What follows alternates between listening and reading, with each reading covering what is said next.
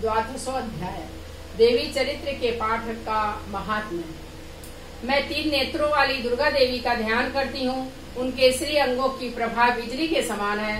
वे सिंह के कंधे पर बैठी हुई भयंकर प्रतीत होती हैं। हाथों में तलवार और ढाल लिए अनेक कन्याएं उनकी सेवा में खड़ी हैं। वे अपने हाथों में चक्र, गदा, तलवार, ढाल, बाण, धनुष, पास और तर्जनी मुद्रा धारण किए हुए हैं। उनका स्वरूप अग्निमय है तथा वे माथे पर चंद्रमा का मुकुट धारण करते हैं। देवी बोली, देवताओं, जो एकाग्रचित होकर प्रतिदिन इन स्तुतियों से मेरा स्मरण करेगा, उनकी सारी बाधा मैं निश्चय ही दूर कर दूंगी।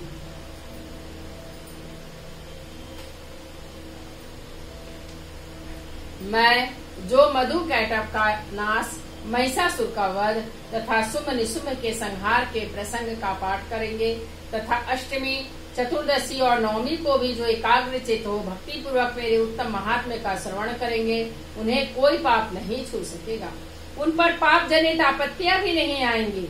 उनके घर में कभी दरिद्रता नहीं होगी तथा उनको कभी प्रेमी जनों के विक्षोभ का कष्ट भी नहीं भोगना पड़ेगा। इतना ही नहीं, उन्हें शत्रु से, लुटेरों से, राजा से, शस्त्र से, अग्नि से तथा जल की राशि से भी कभी भय नहीं होगा। इसलिए सबको एकाग्रचित होकर भक्ति पूर्वक मेरे इस महात्म्य को सदा पढ़ना और सुनना चाहिए। यह परम कल्याण कारक है।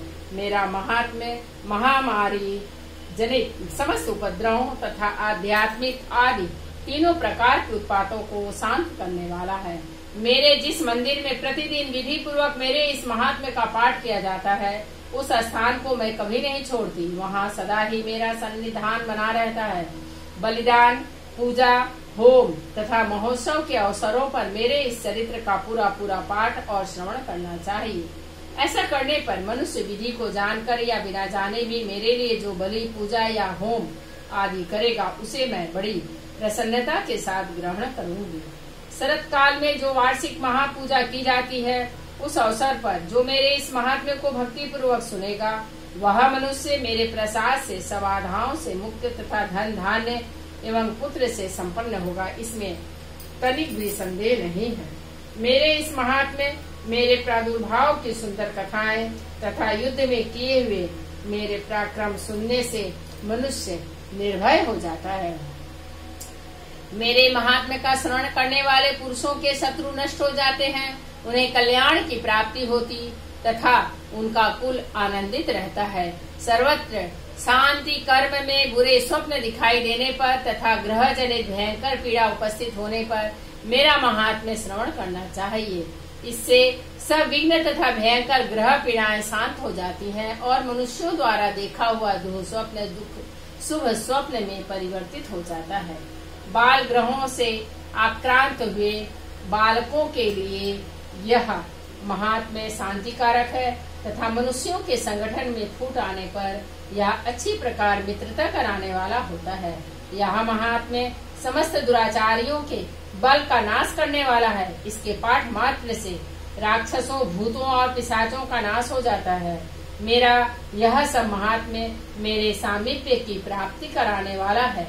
पशु, पुष्प, अधरे, धूप, दीप, गंध आदि उत्तम सामग्रियों द्वारा पूजन करने में से, ब्राह्मणों को भोजन कराने से, होम करने से, प्रतिदिन अभिषेक करने से, नाना प्रकार के अन्य भोगों का अर्पण करने से तथा दान देने आदि से 1 वर्ष तक मेरी आराधना की जाती है और उससे मुझे जितनी प्रसन्नता होती है, उतनी प्रसन्नता मेरे इस उत्तम चरित्र का एक बार श्रवण करने मात्र से हो जाती है। यह महात्म्य श्रवण करने पर पापों को हर लेता और आरोग्य प्रदान करता है। मेरे प्रादुर्भाव का कीर्तन समस्त भूतों से रक्षा करता है तथा मेरा युद्ध विषयक चरित्र दुष्ट दैत्यों का संहार करने वाला है। इसके श्रवण करने पर मनुष्यों को शत्रु का भय नहीं रहता।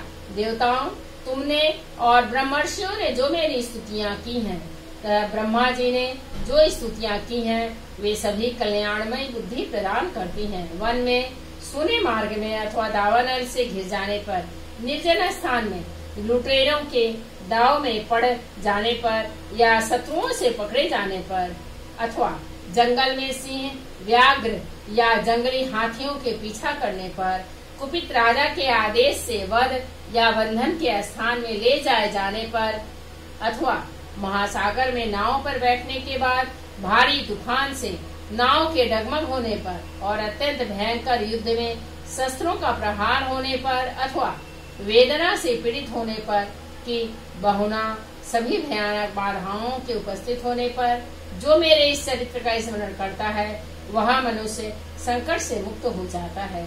मेरे प्रभाव से सिंह आदि हिंसक जंतु नष्ट हो जाते हैं तथा लुटेरे और शत्रु भी मेरे चरित्र का स्मरण करने वाले पुरुष से दूर भागते हैं। ऋषि कहते हैं, यूं कहकर प्रचंड पराक्रम वाली भगवती चंडिका सब देवताओं के देखते देखते वहीं अंतर्धान हो गई। फिर समस्त देवता भी शत्रु के मारे जाने से निर्भय हो पहले की ही भांति यज्ञ भाग का उपभोग करते हुए अपने अपने अधिकार का पालन करने लगे। संसार का विध्वंस करने वाले महाभयंकर अतुल पराक्रमी देव शत्रु शुंभ तथा महाबली निशुंभ के युद्ध में देवी द्वारा मारे जाने पर शेष दैत्य पाताल लोक में चले आए। राजन, इस प्रकार भगवती अंबिका देवी नित्य होती हुई भी पुनः पुनः प्रकट होकर जगत की रक्षा करती है। वे ही इस विश्व को मोहित करती, वे ही जगत को जन्म देती तथा वे ही प्रार्थना करने पर संतुष्ट हो विज्ञान एवं समृद्धि प्रदान करती हैं। राजन, महाप्रलय के समय महामारी का स्वरूप धारण करने वाली वे महाकाली ही इस समस्त ब्रह्मांड में व्याप्त है। वे ही समय समय पर महामारी होती और वे ही स्वयं अजन्मा होते हुए भी सृष्टि के रूप में प्रकट होती है। वे सनातनी देवी ही समय अनुसार संपूर्ण भूतों की रक्षा करती हैं। मनुष्यों के अभ्युदय के समय वे ही घर में लक्ष्मी के रूप में स्थित हो उन्नति प्रदान करती हैं और वे ही अभाव के समय दरिद्रता बनकर विनाश का कारण होती हैं। पुष्प, धूप और गंध आदि से पूजन करके उनकी स्तुति करने पर वे धन, पुत्र, धार्मिक बुद्धि तथा उत्तम गति प्रदान करती हैं। इस प्रकार श्री मार्कंडेय पुराण में सावर्णिक मनवंतर की कथा के अंतर्गत देवी महात्म्य में फल स्तुति नामक 12वां अध्याय पूरा हुआ। जय अंबिका देवी, नमो नमः दुर्गा देवी।